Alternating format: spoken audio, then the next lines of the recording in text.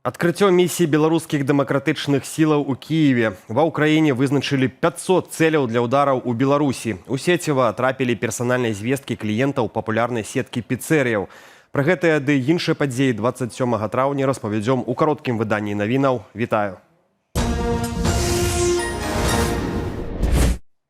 На вайне ва ўкраіне загінуў былы амапавец, які душыў пратэсты 2020 года. Гэта заўважылі аўтары тэлеграм-каналу «Віцебск, я гуляю». У базы расійскіх вайскоўцаў, якую вядзе медыязона, журналісты знайшлі імя Александра Лугаўскога, 1990 года нараджэння.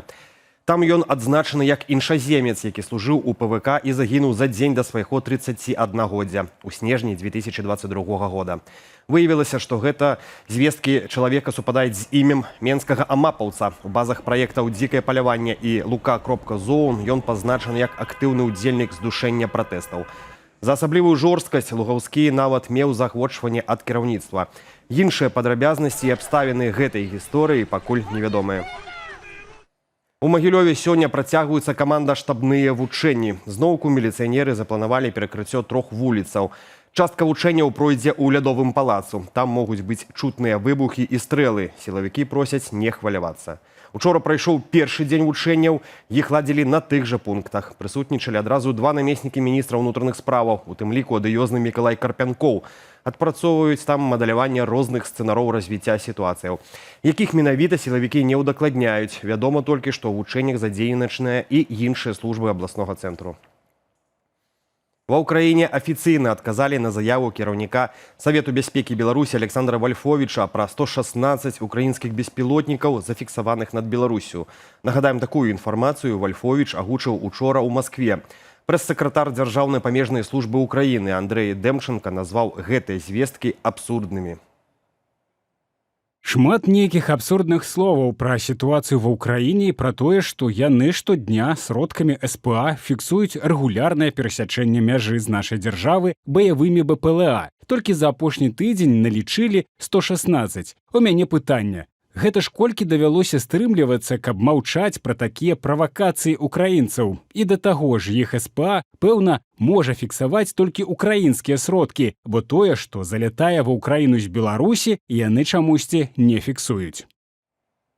Адрэагаваў на заяву Вальфовіча і кіраўнік беспілотных войскаў ЗСУ Роберт Броўдзі, вядомы як Мадзяр. У допісе ў Фейсбуку ён чарговы раз звярнуўся да Лукашэнкі і заявіў, што украінскімі вайскоўцамі вызначаныя 500 мэтаў на тэрыторыі Беларусі. Ніякіх падрабязнасцяў Броўдзі не прывёў. Таксама ён яшчэ раз параіў Лукашэнку не ўцягвацца ў вайну Расіі супраць Украіны.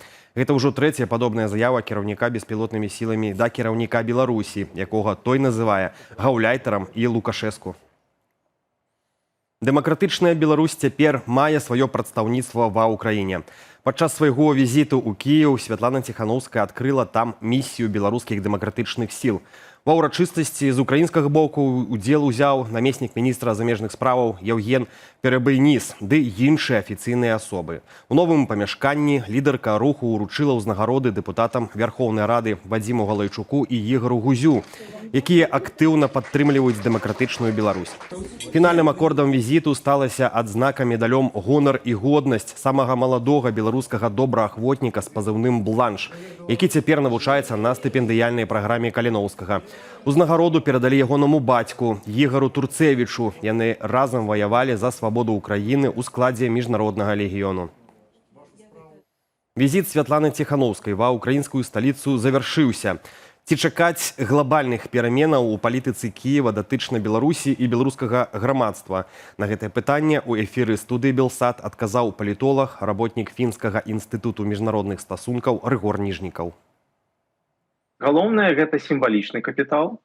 То бок галоўная навіна, конечно, тое для ўсіх, хто назірае за гэтай палітыкай Кіева, у тым, што прымаючы Ціханаўскую, Кіеў робіць адпаведна розніцу паміж рэжымам Лукашэнка і беларусамі. І гэта вялікая справа. І гэта, дарэчы, можа адыграць вялікую ролю пасля заканчэння вайны. Таму вось менавіта праз Ціханаўскую Кіеў будзе працягваць, я думаю, гэта галоўнае, вось гэтае раздзяленне грамадства і Лукашэнкі, і таксама ў нейкім сэнсе Беларусі і Расіі.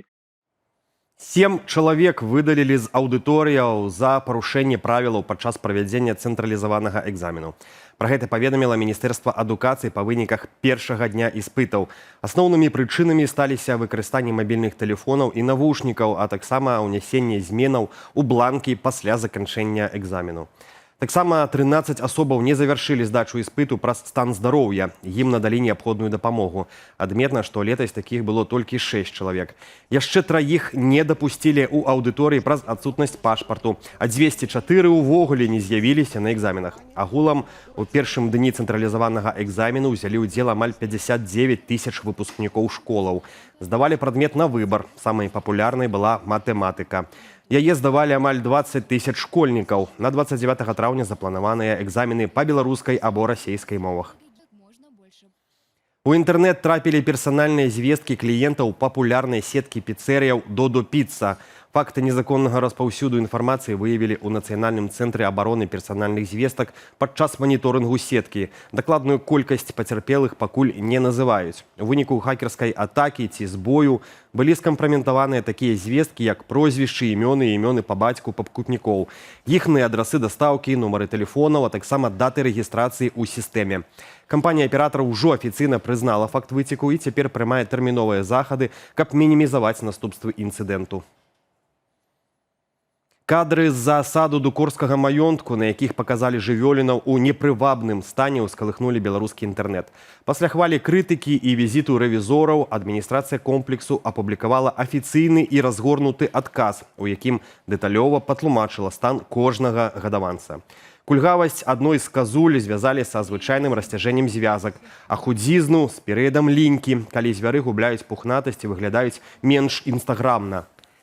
Пропускі ў стрыжцы авечак і баранаў тлумачаць клопатам пра іх псіхалагічны стан. Працэдуры адкладаюць на дні, калі жывёлы гатовы ісці на кантакт, каб пазбегнуць траўмаў.